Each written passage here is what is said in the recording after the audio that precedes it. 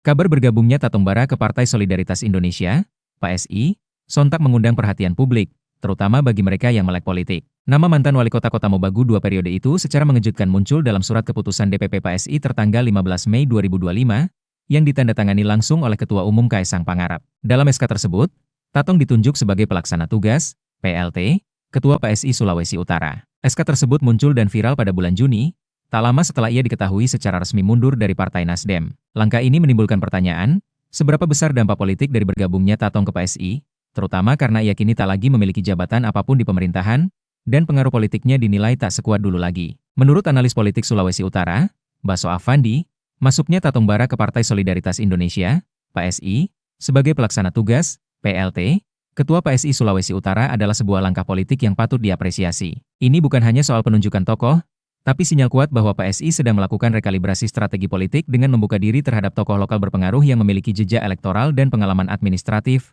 terang dia. Lebih lanjut dipaparkannya, dalam kerangka teori institusionalisme baru yang dijelaskan oleh James G. March dan Johan P. Olsen dalam bukunya Rediscovering Institutions, The Organizational Basis of Politics, 1989, partai politik yang ingin bertahan dan berkembang harus mampu melakukan penyesuaian terhadap lingkungan sosial politik, termasuk melalui integrasi figur-figur strategis yang memiliki kedekatan kultural dengan konstituen lokal, ujar dia. Jelas dia, penunjukan Tatong Bara bisa dibaca sebagai upaya PSI untuk memperkuat legitimasi sosial di Sulawesi Utara melalui tokoh yang dikenal luas di Bolang Mongondo Raya. Meskipun saat ini Tatong tidak lagi memiliki jabatan formal, kapital sosial dan jaringan kultural yang ia miliki masih menjadi aset berharga, sebut dia.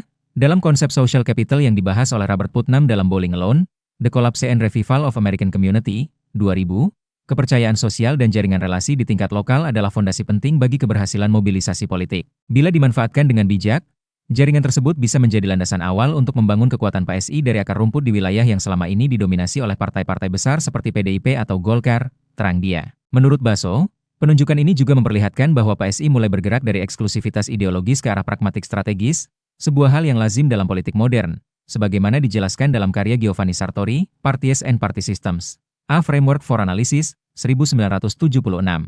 Sartori menekankan pentingnya adaptabilitas partai dalam membangun sistem representasi yang lebih luas, ujar dia. Kata dia, jika PSI ingin keluar dari stigma sebagai partai elit urban, maka perlu diversifikasi basis sosialnya. Dan Tatong Bara bisa menjadi kunci awal dari proses tersebut. Namun tentu, keberhasilan dari langkah ini tidak otomatis. Tatong dan PSI sama-sama diuji.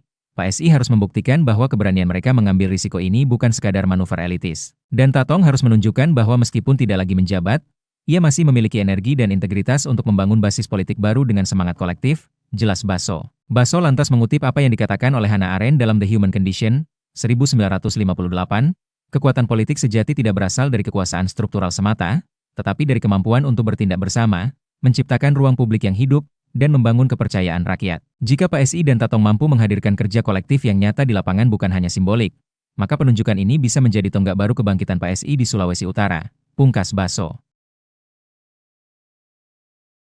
Download Tribun X sekarang, menghadirkan lokal menjadi Indonesia.